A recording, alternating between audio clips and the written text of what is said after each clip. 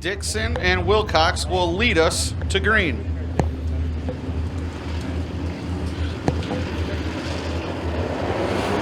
Green flag is out. And Dixon's going to push Wilcox up the racetrack. That's going to allow Zane Harvey to go from third to first in the first lap. And Wilcox is not going to be a happy camper as the yellow flag is out. Lead us. And the green is out. Dixon will fire away. Harvey going to look to the outside and make his move. Harvey's going to get that car to stick on the high side. He's going to pull up to the right rear of Dixon. He'll go side by side into 3 and 4. Dixon's going to push up the track and he'll take over that top spot. Harvey's going to cross him back over and go to the bottom. Zane Harvey now working to the inside of the V2 of Steve Dixon. And now Harvey will take over that spot going into 3 and 4. Dixon's going to be up top. Harvey's going to be down low. Give it to Harvey at the line.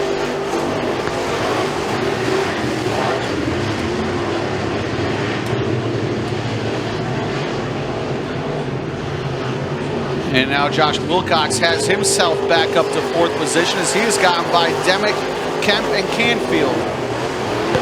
And now he's going to work underneath the 58 of J.D. Chamberlain.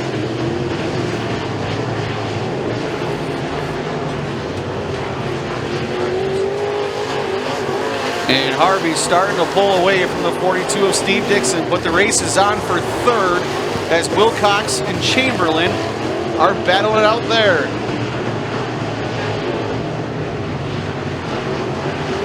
Chamberlain and Wilcox both on the bottom of this racetrack right now, not coming off that bottom side.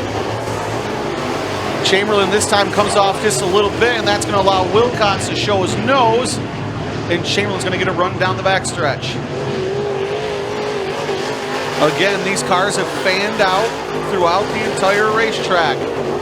And the battle on the track right now is going to be for that 3rd spot between Chamberlain and Wilcox. And again, Wilcox gets really good corner entry, and it's corner exits where he struggles, not able to make that run off the corner to complete that pass.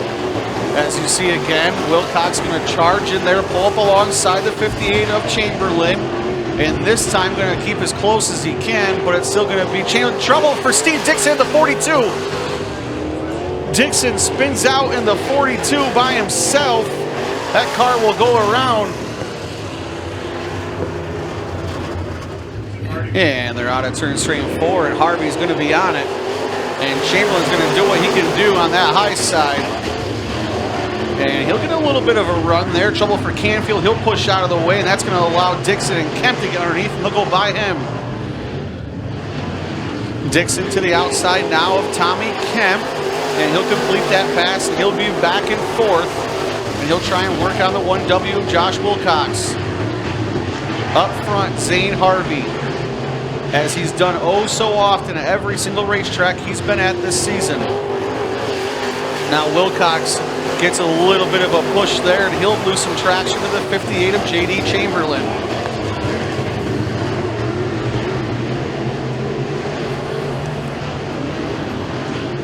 And the race right now is on for 3rd, and Dixon gets into Wilcox again.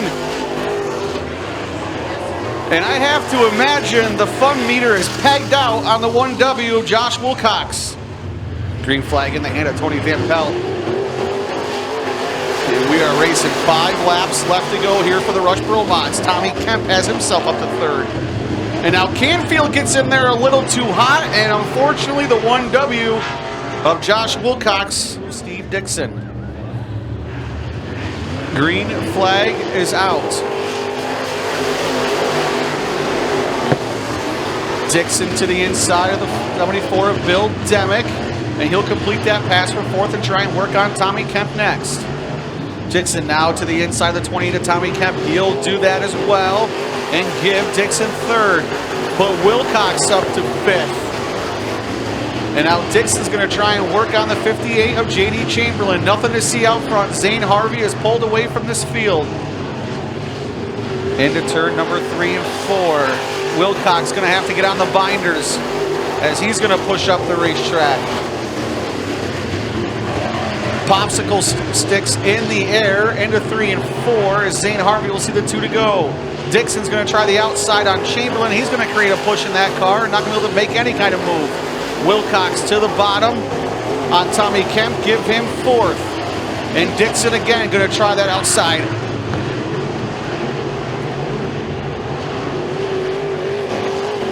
And there is debris on the front stretch.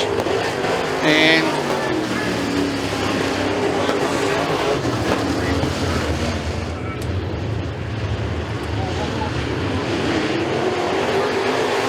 Dixon trying to get a run on a 58, and now he's going to get into the back of the 58 of J.D. Chamberlain, and that's going to cost Chamberlain some spots. And white flag is out. As now Chamberlain's going to be to the inside of Tommy Kemp, but up front into 3 and 4 for the final time. Picking up yet again another feature win. That's the crowd pleaser, the 22 of Zane Harvey. Dixon in 2nd, Chamberlain in 3rd, Kemp in 4th, Wilcox in 5th.